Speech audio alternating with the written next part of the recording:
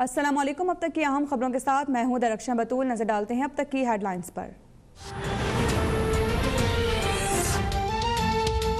NA-75 Daska के BS station पर री पोलिंग की दरख्वास्त दी जाए। वज़ीर आज़म इमरान खान की PTI उम्मीदवार अज़रत मनही को हिदायत। कहा कि अपोजिशन ने डस्का ज़िमनी इंतखाब पर रोना धोना मचा रखा है। हम हमेशा से आज़ाद और शफाफ इंतखाबात के कायल हैं, इसीलिए तो सेनेट में भी ओपन बैलेटिंग का मुतालिबा किया।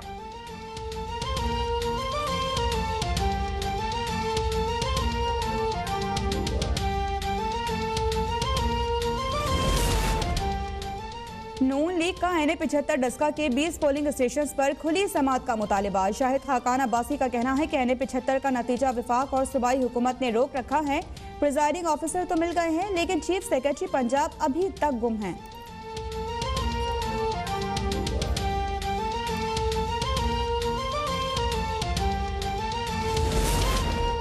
PK-63 नौशहरा के ज़िमनी इंतखाब में नून लीग की जीत चैलेंज। 6000 वोटों का कोई रिकॉर्ड नहीं। 40% पोलिंग स्टेशन पर बद इंतजामी और बेकायदगियां है। PTI उम्मीदवार उमर काका खील का इलेक्शन कमीशन में दायर दरख्वास्त में मौक़िफ़। फॉर्म 45 और बैलेट पेपर्स में गड़बड़ के इल्जामात।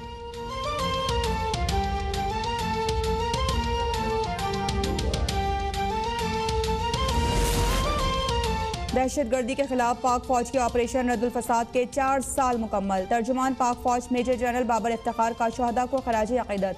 दहशतगर्दों की वाक़यात भी खत्म करने का आज़म दोहराया। FATF से मुतालिक इक़दामात पर इज़हार इत्मीनान। अफगानिस्तान में अमन के लिए पाकिस्तान के किरदार को पूरी दुनिया ने तस्लीम किया। कहा पाकिस्तान के खिलाफ भारतीय प्रोपेगेंडा बेनकाब हुआ और पूरी दुनिया ने भारत के खिलाफ हमारे डोसियर को सराहा।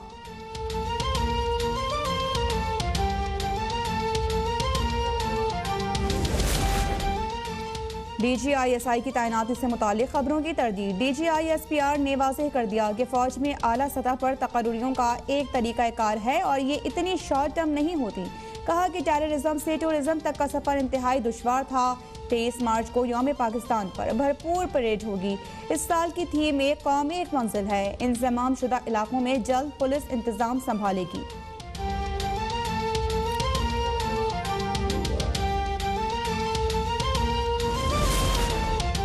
Army chief general Qamar Javed Bajwa से कतरी नुमाइंदा खुसूसी की मुलाकात। बाहमी दिलचस्पी और इलाकाई सिक्योरिटी समेत बाहमी ताउन पर तबादला ख्याल। आर्मी चीफ ने कहा कि दोनों ममालिक के बाहमी ताउन में मजीद वुसअत आई है। कतरी खुसूसी नुमाइंदे के खित्ते में अमन के लिए पाकिस्तान के किरदार की तारीफ।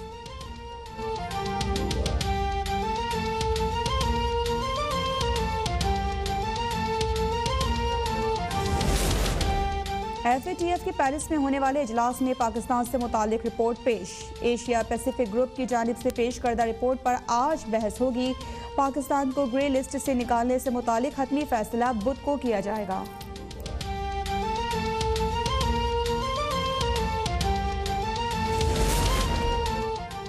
पार्टी डिसिप्लिन की खिलाफ वर्जी और ज़मीर का सौदा करने वाले किसी रियायत के मुस्तहिक नहीं। वज़ीर आज़म ने दौरे पेशावर में अरकान असम्बली पर वाज़ेह कर दिया।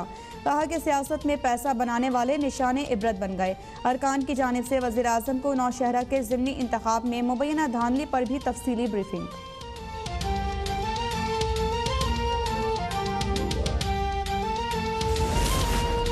यूसुफ अज़हर गिलानी को न सिर्फ जितवाएंगे बल्कि चेयरमैन सेनेट भी बनवाएंगे। मौलाना फजल रहमान की पीपल्स पार्टी के वफ़द को यकीन दहानी। कहा कि यूसुफ अज़हर को उम्मीदवार लाने पर हुकूमती हलकों में खलबली और खलफशार है। यूसुफ अज़हर गिलानी बोले कि मेरी कामयाबी जमहूरी क़ुव्वतों की फतह होगी।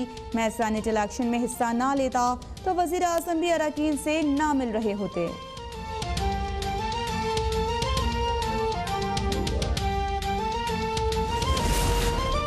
गिलानी की कामयाबी का दावा हॉर्स ट्रेडिंग का सबूत है। पीपल्स पार्टी ने खजाने के मुंह खोल दिए हैं, बोलियां लग रही हैं। विफाकी वज़ीर इत्तला शिबली फराज का मौक़िफ़। कहा कि पीपल्स पार्टी ने मिसाक़ जमहूरियत रद्दी में फेंक दिया। आइन के खालिक जुल्फ़िकार भुट्टो का नाम गलत तरीके से इस्तेमाल किया जा रहा है।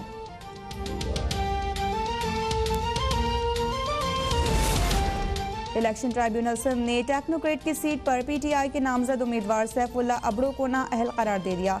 रिटर्निंग ऑफिसर की जानिब से कागजाती नामजदगी मंजूर करने का फैसला कलअदम। फैसल वावडा को आज पेश होकर वजाहत देने का हुक्म। MQM रहनुमा रऊफ सिद्दीकी की नाअहली का फैसला बरकरार।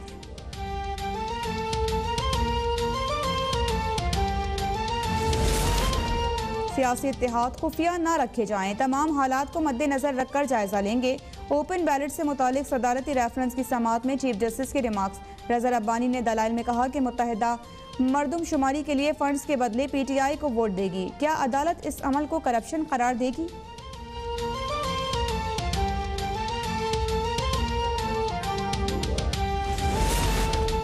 सेंट्रल जेल कराची में हलीम आदिल शेख पर मुबैना हमला, 50 से ज्यादा अफराद ने हमला किया। अपोजिशन लीडर सिंध असम्बली का इल्जाम, जिन्हें अस्पताल के ऑर्थोपेडिक वार्ड मुंतकिल। सूबाई वज़ीर जेल खानाजात एजाज जाखरानी ने इल्जामात मुस्तरद कर दिए।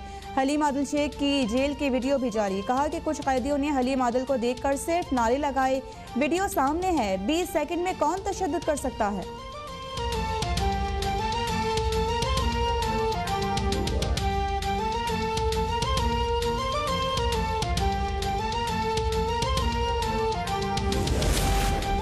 हलीम आदिल शेख की गिरफ्तारी पर गवर्नर सिंध इमरान इस्माइल ने IG सिंध की तब्दीली का मुतालिबा कर दिया। कहा कि हलीम आदिल शेख को जेल के सेल में बंद करके तशद्दुद किया गया। सूरत हाल से वज़ीर आज़म को आगाह कर दिया है।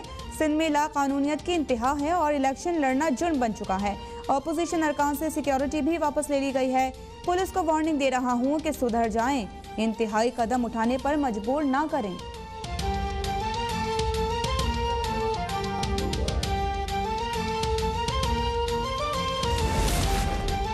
पुलिस को धमकियां देना गवर्नर के मनसब के खिलाफ है। हलीम आदिल जख्मी होते तो एम्बुलेंस में मुस्कुराते हुए बैठ कर नहीं लेट कर जाते।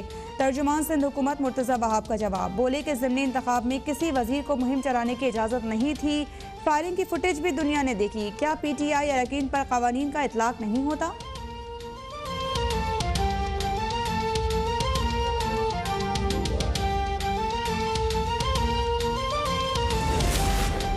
मुल्क में कोरोना से मजीद 16 अफराद जाँ बहक, 1160 नए केसेस रिपोर्ट। फाल केसेस 24,226 हो गए। मोमिन खुसूसी बराए सेहत डॉक्टर फैसल सुल्तान ने भी कोरोना वैक्सीन लगवा ली।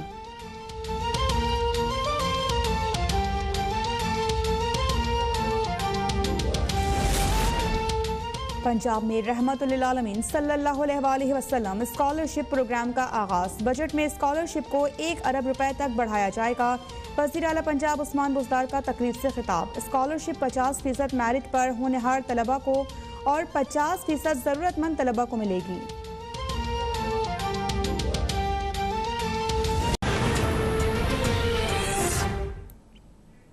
हेडलाइंस आप जान चुके हैं, शामिल करते हैं खबरों की तफसील। वज़ीर आज़म इमरान खान ने डस्का के PTI उम्मीदवार को 20 पोलिंग स्टेशंस पर रीपोलिंग की दरख्वास्त देने का हुक्म दे दिया।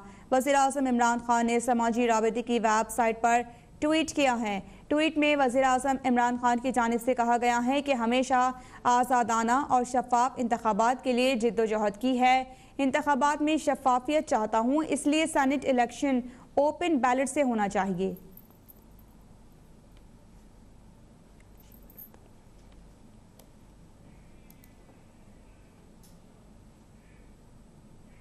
खबरों का सिलसिला जारी है, वक्त हुआ ब्रेक का, देखते रहिए अब तक।